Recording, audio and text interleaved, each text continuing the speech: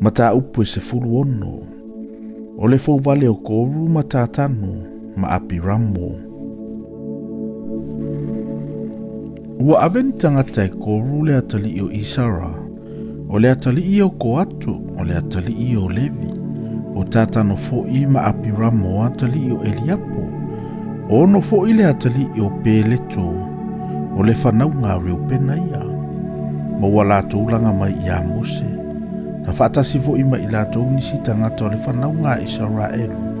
E lua se lau ma le 5 ngā fulu. O li i lātou o le whaaputuputonga. E ta ua i le whaaputuputonga o tangata mamaru. O lātou whaaputuputoina i lātou i a Mose ma Arona. Ma lātou whape antu i a te i la ua. Ua ulua wha maua lunga lava. A wawo pa ia le whaaputuputonga o malava. O lo i a te i lātou fo i o Jehova. O le nei. Se a ele mea ua ulua whasidia i o ulua i le whaaputuputonga a Jehova. Ua whaalongo iai Mose. O na whapa ufa o i le o ia. Whai atu fo i o ia ia koru ma i lātou uma na au whaatasi mai ia o whape atu. Atai au. E whaailoa mai ai i Jehova, po o ai o na tangata, po o ai fo i ua pa ia. E whaalatalata ina fo e ia lea tangata i a te ia, o le ua filifili e ia, na te whaalatalata ina o ia i a te ia. I au tau whaia le nei mea, ina au mai ia o tau o salefu, o koru ma i lato uma o e au whaatasi mai ia. Matu i ai ni afi, ma avane i ai mea manongi lumo Jehova atai au. O le tangata fo i e filifili e Jehova e pa ia lava o ia. Ua outou whaamahorunga lava o outou ma le whanau ngā Levi. O whai atu fo i Mose i a koru. I nā whaalongolongo mai ia o outou nā le whanau ngā Levi. Se mea i titi ea i ante outou ina ua wawai e se ina outou e le atua o Israelu le whaaputuputonga o Israelu. Ina ia whaalatalata ina outou ia te ia au auna i le ngā luenga o le malumalu i Jehova. E tutu fo i lumo o le whaaputuputonga e au auna ia te i latou. Wana whaalatalata ina fo i oe ia te ia antoa mauso o malava o le whanau ngā Levi whaatasi ma oe. Ai tau te mana na o ea antoa ma le whaiva o le osi taulanga. O le mea lava lea o outou whaaputuputo i nai. O oe ma i latou uma. E ua au whaatasi ma oe e te e atu i a Jehova. Ao Arona. O ai ea o ia tau te muimui ai i a te ia. O na awina atu le mo se tase vala au ia ta tano ma apira mo atali o Eliapo. A wala atali mai ai. Ma te leo atu lava.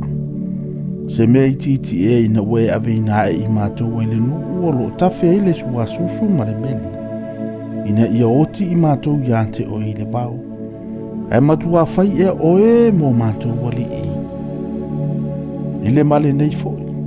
O e le wha otia i mātou i le nuu o lo tafe e le sua susu ma le meli. O ele fo ina mai fo i ate i mātou ni whanua mani tovine whai mo mātou tofi. A e sasali e matau nei tangata. Ma te leo antu lava. O na ita te le lava leo Mose, o na whai atu fo i a Jehova. Aua e te sila i a lātou taulanga. O te le avea sa lātou asine tasi. O te le iangaleanga atu fo i so lātou e to atasi. Ua whai atu fo i Mose i a koru. I nao mai ia i lumo i Jehova antai au. O e mai lato umo e au whaatasi ma oe. O oe mai lato. Ato fo i ma Arona. I e taitasi fo i le tangata ma au maila na salefu. Avani e ine mea manongi. Ma i au tau au mai taitasi e le tangata la na salefu i lumo i Jehova. E lua se lau ma le 5 se fulo salefu. O e fo i ma Arona i e taitasi ma la na salefu. O na lato au mai ei lea taito tasi malana salefu, ma lato avani ei ni afi, avani ei mea manongi. O lato tutu whaatasi fo ima Mose ma Arona, i le whaitoto o le whale wheta whai o le whaapotopotonga. O na whaapotopoto i nai le koru o le whaapotopotonga o malava i le whaitoto o le whale wheta whai o le whaapotopotonga. E te i ante i la ua. Ona whaali mai ei leo le pupulo Yehova i le whaapotopotonga o malava. Ona whetalai mai ei leo Yehova ia Mose ma Arona ua whapea mai. Ina wawai se iau lua i le nei whaapotopotonga. Se iau whaumatia i lantou e peio se emo le mata.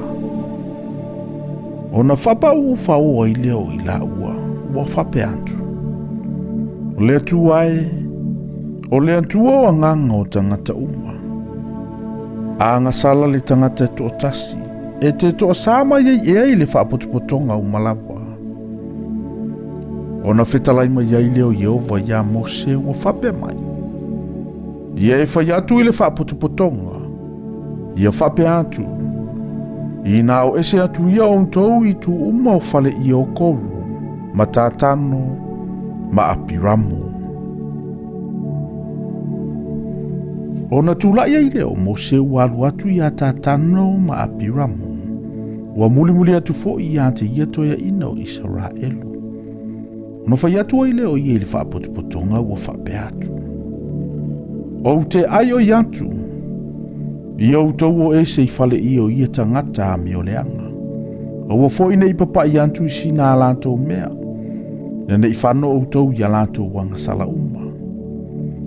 Ono o ese i leo i lantou i tu uma o whale i o koru, ma tātano, ma apiramu. Ona uru fafo i leo tātano ma apiramu. O tutu i whai toto o la ua whale i. Ma la vā, mo la ua antali, ma la tamaiti. Ona whai atu ai leo Mose. O le mea lava le nei tau te iloa aina a wina mai a ua Yehova e whai a ngā luenga uma. A ele i whai i lo ulava loto. A whai e oti ia tangata e peio le oti o tangata uma. Pe o i ante i lantou e peio na o i tangata uma. Ona iloa lea ua le a wina a ua Yehova.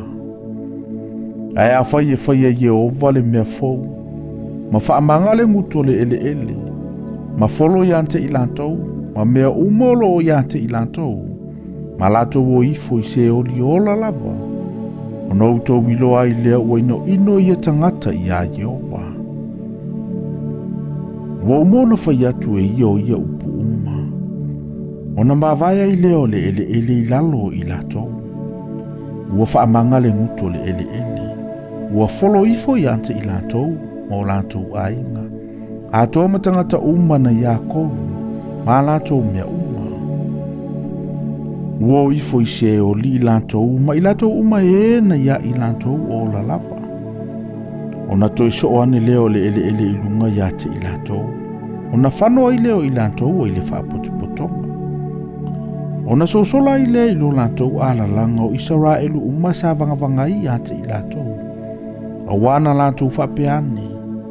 Ina nei folo ina i tātou ele. Ua atu fo i le afi mai a Yehova. Ua whaumati ai a tangata. E toa rua se lau ma le toa lima se fulu e na avatu mea manou i e mu. Ona whetalai mai ai leo Yehova ia Mose ua whapea mai.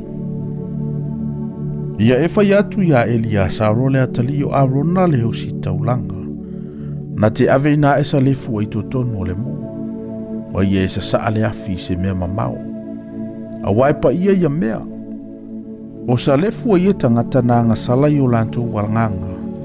Ia whai ai mea sa lalafa lau te tele whai maufiufi o le whata Faitauina. A wana latou ave ina atu ai ilu mo Yehova.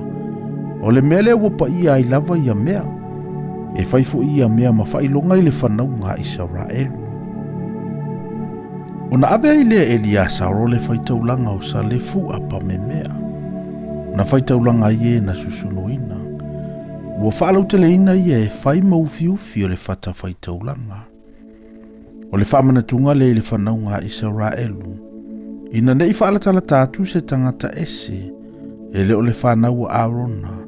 E muai mea manongi lumo Yehova. Ina nei avea o ia pei o koru. Ma e sa au whaatasi maia. E pei o le awhionga Yehova na whai atu e Mose ia te ia.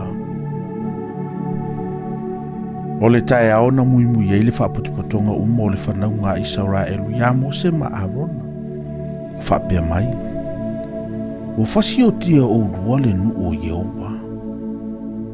Ua o fia mai le whaaputuputonga I te te ia Mose ma Arona. Ona lato wawa ai antu wai lea I le fale feta fai o le whaaputuputonga. Whauta. Ua ufitia I le ao. Ua whaari mai ei fo I le popolo o Yehova. Ona o mai ei leo Mose ma Arona I luma o le fale feta fai o le whaaputuputonga. Ona fetalai mai ei leo Yehova ia Mose ua whape mai. Ina o ese ia o urua I le nei whaaputuputonga. Se ia o whaumatia I lantou e peo se mo le mata. Ona la whapa ufa o I lea. Ona whai atu I leo Mose ia Arona. Ia e tango I le salefu. Ma vane ia I se afi ia I le fata Faitaulanga. Ma vane ini mea manongi. Ma ia e vave alu le whaaputuputonga. Ma whai se tongi ola mo I lantou.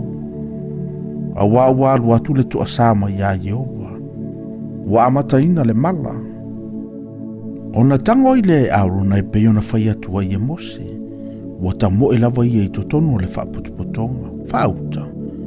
Wa amataina lava le mala I le nu. Wa ia avane fo I mea manongi e mu. Mana whai ele tongi ola mo le nu. Wa tufo I o ia I le vao e oti ma e ola. Ona tau fia I le o le mala. O I lato fo I ua oti le mala.